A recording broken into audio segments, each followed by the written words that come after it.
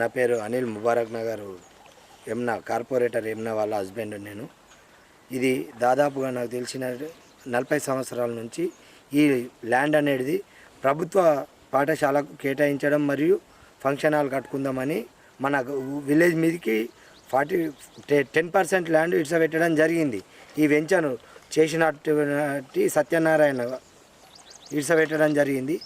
ఇప్పుడు 2 సంవత్సరాల నుంచి బర్రెలు ఇలా వండడం లేదు కాబట్టి ఈ ల్యాండ్లో ఇప్పుడు గైని గంగారం ముత్యం రెడ్డి వాళ్ళు వచ్చేసి సంఘంకు 6 లక్షల రూపాయలు ఒప్పుకొని ఇదాన్ని కబ్జా చేయడానికి చూస్తున్నారు.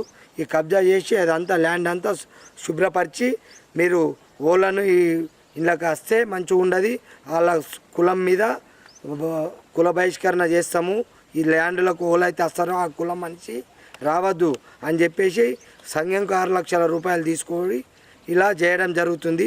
ఇది ఎంతవరకు న్యాయమని మేము మా గ్రామ ప్రజల తరపున అడుగుతున్నాను. ఈ ప్లేస్లో బర్ల మందకు సంబంధించినటువంటి ప్లేస్లో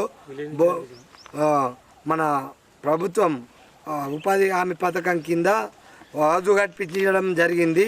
దాని మాస్టర్ ప్లాన్ ఉంది, అది మాస్టర్ షీట్ తీసుకొచ్చిస్తాము. ఇక్కడ బోర్ కొట్టి ఇచ్చడం జరిగింది గ్రామాభివృద్ధి కమిటీ నుంచి. ఆ గ్రామాభివృద్ధి నుంచి బోరు కొట్టించినటువంటి బోరు వాళ్ళు తీసుకుపోవడం జరిగింది. ఇది ఎంతవరకు న్యాయము? గైని గంగారాము మరియు ముత్యం రెడ్డి గారి పైన చర్య తీసుకోగలరని కోరుచున్నాము. అలాగే ఇప్పుడైతే విలేజ్ కమిటీని కాదని 6 సంఘంకు 2 చొప్పున 6 సంఘాల నుంచి ఎవరైతే వెళ్ళి అమౌంట్ తీసుకున్నారో లక్ష రూపాయలు వారిపైన ఇట్లా కఠిన చర్యలు తీసుకొని ఇది ప్రభుత్వ భూమిని మన ప్రాథమిక పాఠశాలకు కానీ మన విలేజ్ కమిటీకి ఇడ్సబెట్టి ఉంచాలని మేము తెలియజేస్తున్నాం మీ మీడియా ద్వారా.